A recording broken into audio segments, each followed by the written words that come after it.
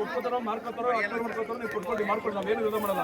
ನಮ್ಮ ಮನವಿ ನಾವೇನು ಬರಲ್ಲ ಮಾಡ್ಕೊಂಡು ನಮ್ಮ ಅಧಿಕಾರ ಕೊಟ್ಬಿಟ್ಟು GMC ಮಾಡ್ಕೊಂಡು ಇಲ್ಲ ನಾವು ಅಬ್ಜೆಕ್ಷನ್ ಕೊಟ್ಟು ಅದಕ್ಕೆ ಸರ್ಕಾರ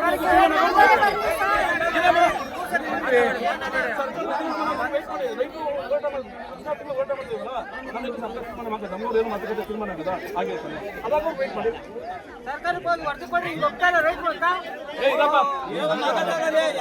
ಅವರು ಮೇಲಧಿಕಾರಿ ಆದೇಶ ಮಾಡಿ ಡ್ಯೂಟಿ ಮಾಡಕ್ ಬಂದವ್ರೆ. ಇವ್ರು ಜಗಳ ಮಾಡೋದಲ್ಲ, ಜಗಳ ಮಾಡಕ್ಕೆ ಬಂದಿಲ್ಲ. ಇಲ್ಲಿ ಪರಾಜಯ ಎರಡು ಇದೆ.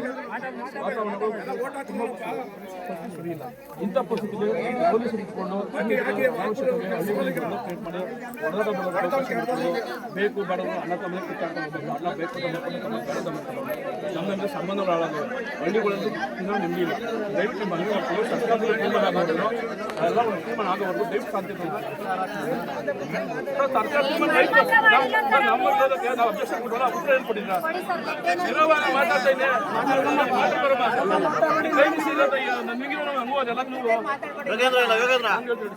ನೀವು ಸರ್ಕಾರ ತೀರ್ಮಾನ ಆಗೋದು ಮಾಡ್ತಾ ಇದ್ದಾರೆ.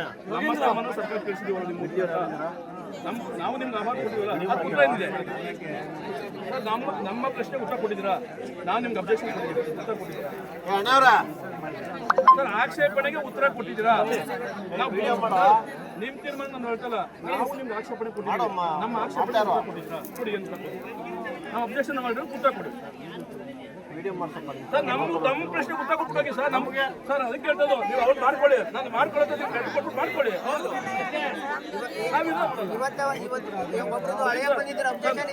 ಪರಿಸ್ಥಿತಿ ಅಂತ ಗೊತ್ತು, ಎಲ್ಲ ವಸ್ತು ಅಂತ ಗೊತ್ತು. ಇಲ್ಲಿ ರಾಮನವ್ರು ಬಂದು 7 ವರ್ಷ ರಾಮನವ್ರ ತನಕ ಭೇಟಿ ಮಾಡಿದ್ದೀರಾ.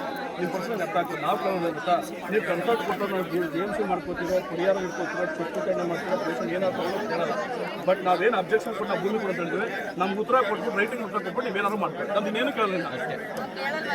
ನಾವು ಯಾವುದೇ ಕಾರಣಕ್ಕೂ ಅವ್ರು ಆ ಕಡೆ ಅವ್ರು ಒಪ್ಕೊಂಡಿರೋ ರೈತರು ನಮ್ಮ ಶತ್ರುಗಳಲ್ಲ, ಅವ್ರನ್ನ ಮಾಡ್ಕೊಂಡಿವೆ. ನಾವು ಅವ್ರನ್ನ ಜಗಳ ಮಾಡಕ್ ಬಿಡಬೇಡಿ. ಜಗಳ ಮಾಡೋದು ಬೇಡ ಸರ್. ಸುಮ್ಮನೆ ಇಷ್ಟೆಲ್ಲ ಪೊಲೀಸ್ ಮಾಡಿ ರೈತರುಗಳು ಹಳ್ಳಿ ಜಗಳ ಕೊಡೋದಕ್ಕೆ ಪರ ವಿರೋಧ ಮಾಡಿ ಅಡ್ಮಿಟ್ ಮಾಡಬೇಡಿ. ಈಗಾಗಲೇ ಸಾಕಾಗ 16 ತಿಂಗಳು ಗುದ್ದಾಡಿದ್ವಿ.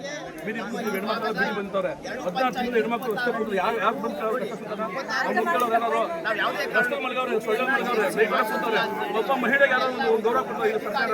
ಅವ್ರ ಮನುಷ್ಯರು ಅಂದ್ರೆ ಅವ್ರಿಗೆ ಭೂಮಿ ಇಲ್ವಾ, ಅವ್ರ ಜೀವನ ಇಲ್ವಾ, ಅಸ್ತಿತ್ವ ಇಲ್ವಾ, ಅವ್ರನ್ನ ಎತ್ತಿ ಕೊಡ್ಬೇಕಲ್ಲ. ನಾವು ಕೇಳ್ಕೊಳ್ಳೋದು ಒಪ್ಪಿರೋ ಜಮೀನು GMC ಮಾಡ್ಕೊಳ್ರೆ ಮಾಡಿ, ಒಪ್ಪಿರೋ ಜಮೀನಿಗೆ ನಮ್ಗೆ ನಿಮ್ಮರ ಕೊಟ್ಟು ನೀವೇನಾದ್ರು ಮಾಡ್ಕೊಳ್ಳಿ ಸರ್. ನಾವು ನಿಮ್ಗೆ ಕೇಳೋದು ಬೇಕಾದ್ರೆ ನಿಮ್ಗೆ ನಾವೇ ಬದುಕಬೇಕಾ ಹುಟ್ಟು ನಾವೇ ಮಾಡ್ಕೊಡ್ತೀವಿ. ನಮ್ಮ ಕಲ್ಸಟ್ಟು ಸ್ವಲ್ಪ ಕೊಡಿ. ನಾವು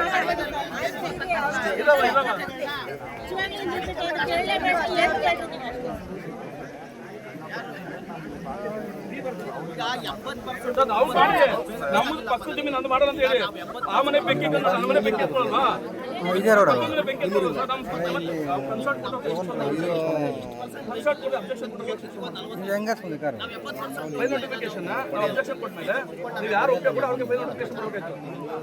ಸರ್ಕಾರ ತೀರ್ಮಾನ ಆಗಿರೋದ್ರಿಂದ ಸರ್ಕಾರ ನಮ್ಗೆ ತೀರ್ಮಾನ ಆಗೋರು ವೇಟ್ ಮಾಡಿ ನಾನು ನಿಮ್ಗೆ ಹೇಳ್ತಾ ಇರೋದು.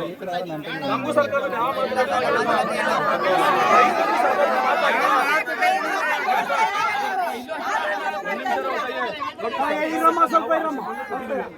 ನಿಮಗೂ ಕೊಟ್ಟು GBD ಕೊಟ್ಟಿದ್ದೀವಿ, ಜಿಲ್ಲಾಧಿಕಾರಿ ಕೊಟ್ಟಿದ್ದೀವಿ, ಮುಖ್ಯಮಂತ್ರಿ ಕೊಟ್ಟಿದ್ದೀವಿ, ರಾಜ್ಯಪಾಲರು ಕೊಟ್ಟಿದ್ದೀವಿ, ಉಪಮುಖ್ಯಮಂತ್ರಿ ಕೊಟ್ಟಿದ್ದೀವಿ, ಶಾಸಕರು ಕೊಟ್ಟಿದ್ದೀವಿ.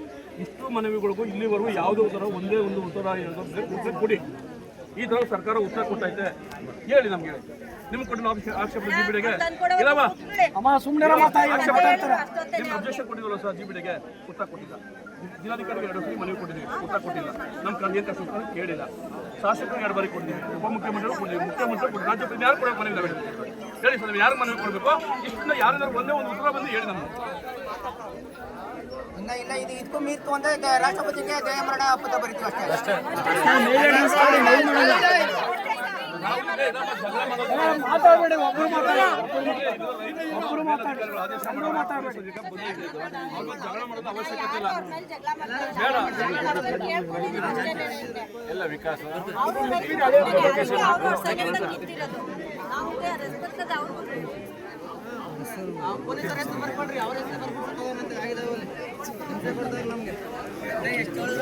ಎಷ್ಟೊತ್ತು ಅಜ್ಜಿ ಮೊಮ್ಮಕ್ಕಳು ಕತೆ ಹೇಳ್ತಾರಲ್ಲ, ಕತೆ ಹೇಳ್ತಾ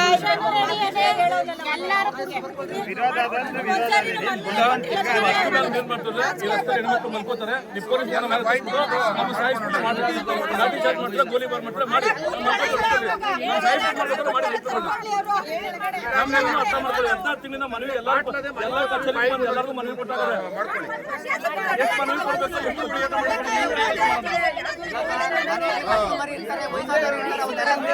ನಿರ್ಭೀತ, ನಿಷ್ಪಕ್ಷಪಾತ, ವಿಶ್ವಾಸಾರ್ಹ ಸುದ್ದಿಗಳಿಗೆ ಮತ್ತೊಂದು ಹೆಸರಾಗಿರುವಂತ ನ್ಯೂಸ್ 18 ಕನ್ನಡ ಈಗ ಆಪ್ನಲ್ಲೂ ಲಭ್ಯವಿದೆ. ದಯವಿಟ್ಟು ಇಲ್ಲಿರುವಂತ QR ಕೋಡ್ ಸ್ಕ್ಯಾನ್ ಮಾಡಿಕೊಂಡು ಆಪ್ ಡೌನ್ಲೋಡ್ ಮಾಡೋದಕ್ಕೆ ಮರಿಬೇಡಿ. ನಿಮ್ಮ ಬೆಂಬಲ ಹೀಗೆ ಸದಾ ನಮ್ಮೊಂದಿಗಿರಲಿ. ಧನ್ಯವಾದ.